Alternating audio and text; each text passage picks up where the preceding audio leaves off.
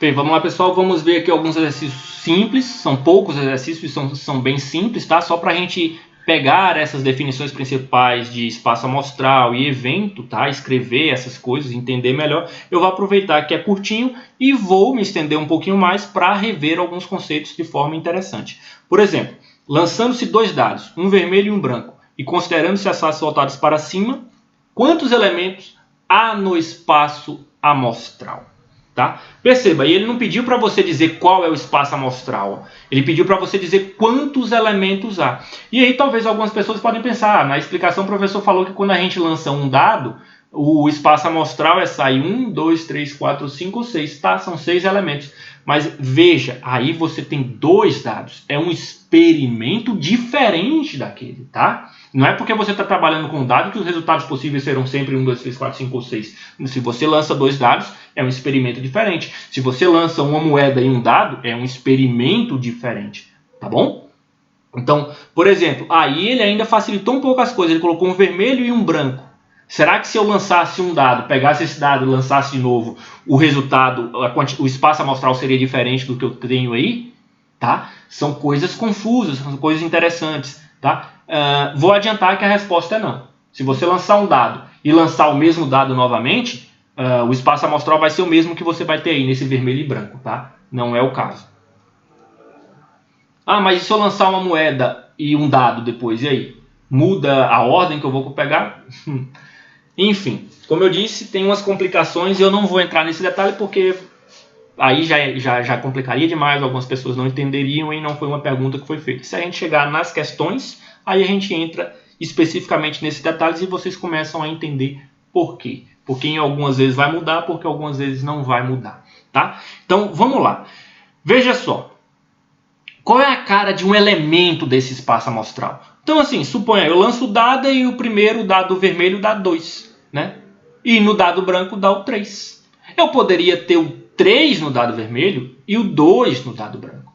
Ok? Inclusive eu posso, sai branco ou sai 4 e sai 4. Ok? Então, se você for escrever isso, perceba, né? Meu espaço amostral aqui ia ser alguma coisa desse tipo aqui, ó, ia ser 1 e 1, tá?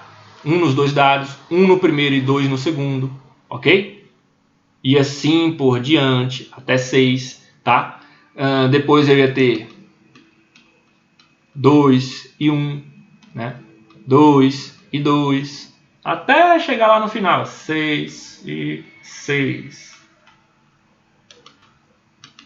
Ok?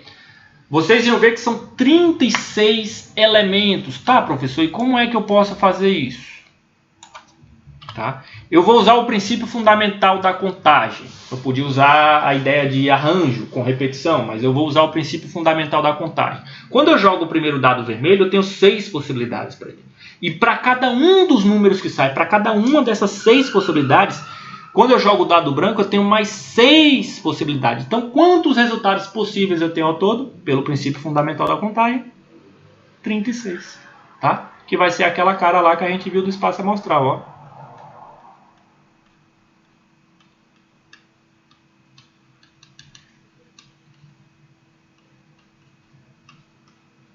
Ok? Bom, vamos para a letra B. Em quantos casos a soma dos números das faces superiores é maior que 8? Em quantos casos a soma dos números das faces superiores é maior que 8? Bom, primeira informação importante. Vocês já têm que saber disso, já devem estar acostumados que, por exemplo, esse resultado aqui, ó, não nos interessa. Por quê? Sai no primeiro, sai um 4, no segundo sai um 4. Quando eu somo as duas, dá 8. Ele pediu maior do que 8. Ele não pediu maior ou igual a 8. Ele pediu maior do que 8. Então só me interessa de 9 para cima. 9, 10, né? Até 12. Aí o 13. Bom, 13 não tem como. Jogando dois dados não vai sair 13, né? Então, vamos lá. E aí, neste caso aqui é até simples. A gente vai fazer de 1 por 1, tá? Quais são as opções? Usando o 2 é possível? Não. Se eu usar o 2, o máximo número que eu vou usar é 6, então a soma vai dar 8. Então eu vou ter que começar pelo 3, ó. 3 e 6. Né? Aí, se você quiser, você já pode pensar. O 3 e o 6. O 6 e o 3 é outro resultado possível. Tá? Usando o 4. Usando o 4, pode ser o 6, que já é o maior, vou aproveitar que ele está aqui. Certo? Pode ser o 4 e o 5. Então, já vou aproveitar. Oh, meu Deus. 5 e 4. Aí, usando o 5. Tá? Usando o 5, pode ser o 4, eu já fiz ali.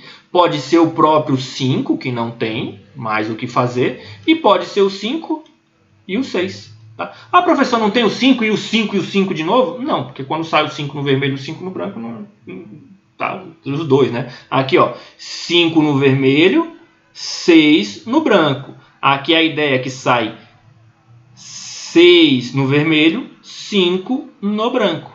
Certo? Então a gente já tem 1, 2, 3, 6, 7, 8, 9. E falta só o último caso possível aqui, que é sair 6 e 6. São 10 resultados ao todo. Claro, isso é confuso, pode ser que você esqueça, se confunda, coloque um a mais, coloque um a menos, tem uma observação. E aí você teria que, talvez, usar algum método de contagem para facilitar. Neste caso aí, para mim, é mais fácil escrever todos. Tá? Em quantos casos o produto dos números das faces superiores é igual a 28? Bom, 6 vezes 6, 36. Então deve ser possível, porque o máximo é 36. Aí você pensa lá e fica tentando achar um produto que dá 28. Você vai fazer todos eles e não vai achar nenhum.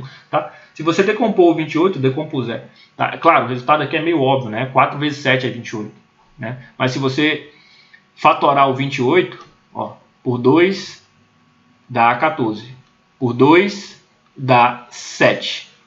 E por 7 dá 1. Cara, um dos primos que compõe o 28 é o 7. Não tem como sair 7 no dado. Tá? Então não vai ter multiplicação possível que dê 28. Ou seja, é o evento impossível. Tá? A probabilidade disso acontecer, agora eu já estou falando em probabilidade, a gente nem viu ainda, mas a probabilidade de sair uma combinação em que o produto dê 28 é zero. É impossível. A probabilidade é zero. Tá? Não tem. Esse subconjunto aí do espaço amostral é vazio. Tá? Vamos lá para a segunda questão, então. Bom, na segunda questão nós temos aí cartões numerados de 1 a 4, né? Depositados numa caixa. Ó, ele está falando de 2 experimentos diferentes, tá bom? Determine o espaço amostral quando esse experimento é realizado. Com reposição dos cartões, ou seja, tenho lá os 4 cartões numa caixa, eu vou tirar um cartão e vou colocar novamente e tirar de novo. Não o mesmo cartão, vou tirar um cartão, tá? E aí eu olho o número, coloco os cartões lá e aí eu tiro mais uma vez o cartão. Esse é com reposição. E aí tem um outro experimento que é diferente desse, que é eu retirar um cartão, olhar o número dele, separar esse cartão e aí chegar lá na caixa agora com menos cartões, com apenas 3 cartões e tirar um outro número. Sabe? São dois exemplos diferentes. A gente está usando a mesma caixa, os mesmos números, tá? 2 cartões retirados, mas são experimentos aleatórios diferentes. Ele pediu para vocês escreverem qual é o espaço amostral. É fácil, é simples, tá? Eu posso tirar, por exemplo, o cartão 1 com o número 1? Posso. Aí eu coloco de volta o cartão, vou lá, sorteio, e sai de novo 1. Esse é um resultado possível. Né? Eu posso tirar o número 1, né? Colocar de volta lá o cartão número 1, pegar, misturar tudo, e aí sai o resultado 2, tá? E aí, inclusive, poderia ser o seguinte, eu poderia ter na primeira retirada, tirar o 2. Coloco lá o 2 de volta na caixa, misturo tudo e, peguei o 1, tá? Repare que são 2 diferentes. E aí você vai fazer isso um por um. Tá escrito aí qual é o espaço amostral. E se você apenas precisasse calcular? Repare. Você tem 4 cartões, 4 bolinhas, não interessa, lá na caixa, certo?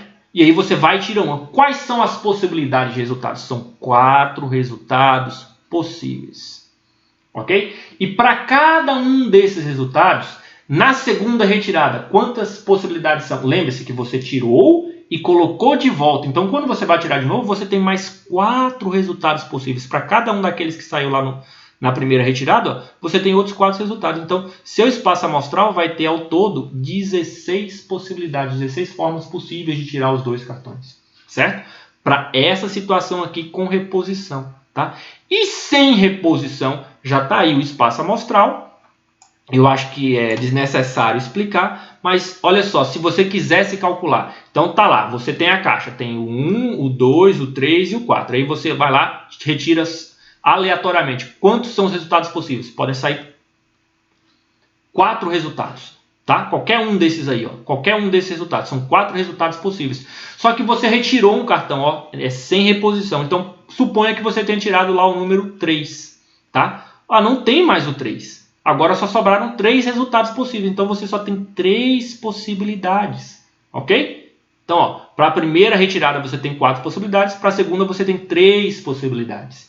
Não pode mais ser aquela mesma. Então, quantos resultados possíveis? 12. Está lá o espaço amostral. Se você contar, vai dar 12. Com 1, ó. Com 1. Outra forma de fazer. Você tem, pode ser o 1 e o 2. Pode ser o 1 e o 3. 1 e o 4. Para todos os outros números você vai ter a mesma coisa. Você vai ver que para todos os outros números que você escolher, você vai ter 3 resultados possíveis, porque não pode ser ele mesmo. 2 e 1, 2 e 1, 2 e 3, 2 e 4. E assim para todos os outros. Como são 4 números, cada um tem 3 resultados possíveis, dá 12. São formas de raciocinar, tá? Vamos lá para a última questão, então. Uma caixa contém 2.000 lâmpadas, das quais 5 estão queimadas. Um experimento consiste em escolher aleatoriamente 5 lâmpadas dessa caixa e verificar se estão queimadas ou não. Determine o número de elementos do espaço amostral desse experimento. Veja bem, nos anteriores, por maior que fosse, a gente conseguia escrever todos os elementos desse espaço amostral. Aqui a gente também consegue escrever, né? Passa o resto da vida fazendo, mas consegue. Mas veja, não seria prático, não seria interessante. Então, se eu fosse calcular uma probabilidade aqui, que é o que a gente ainda não está fazendo, tá? Eu teria que conseguir determinar o número de elementos do espaço amostral. E aí depois determinar o número de elementos que me interessam. Tá bom? E uma dúvida que sempre vai surgir nesses casos é se a gente vai usar combinações ou arranjos. Tá? Neste caso aqui, me parece que óbvio, olha, se eu tirar 5 lâmpadas, como elas são todas iguais, eu nem sei se ela está queimada ou não, eu vou testar, né, para ver, eu não conheço. Então, assim, não faz diferença a ordem que eu tirei a lâmpada. Tá? Mas eu posso tirar com 2 lâmpadas queimadas e 3 lâmpadas boas, certo? Posso tirar 3 queimadas e 2 boas, enfim, e assim por diante. Todas as lâmpadas são boas, tá? Embora não importa a ordem, são 2.000 lâmpadas. É como se cada uma dessas lâmpadas tivesse um númerozinho e fosse diferente. Não importa a ordem aqui, por isso que eu estou usando uma combinação, ó. Tá? Não importa a ordem. O que importa é que tem 2 boas e 3 queimadas, por exemplo, tá? Não importa em qual ordem eu tirei as 5 ao mesmo tempo, então não tem ordem. Mas são 2.000 lâmpadas, obviamente faz diferença, né? Ah, não, é porque é tudo lâmpada, só tem um resultado possível, tudo lâmpada. Não, não é. São 2.000 lâmpadas, a gente vai usar aí uma combinação, tá? A questão nem deixou claro se, vou lá e tiro uma lâmpada de cada vez e olho se ela... Não, tirei 5 lâmpadas, pronto. Não me interessa, a combinação, a ordem aí, quanto... Não faz muito sentido. O que importa mesmo são o total de lâmpadas e a quantidade de queimadas que vai ter ou não. Inclusive, em vários dessas retiradas aí, ó, não vai sair nenhuma lâmpada queimada, né? Bom, enfim, essa não tem muito o que fazer. Foi só para a gente ficar claro, lembrando, aproveitando para lembrar, que a gente vai usar muito a noção de análise combinatória para quê? Para determinar o número de elementos tanto do evento que eu estiver escolhendo ou do espaço amostral, tá? E a gente vai usar frequentemente alguma ideia de contagem. Vamos encerrar por aqui e passar aí sim para a definição propriamente de probabilidade.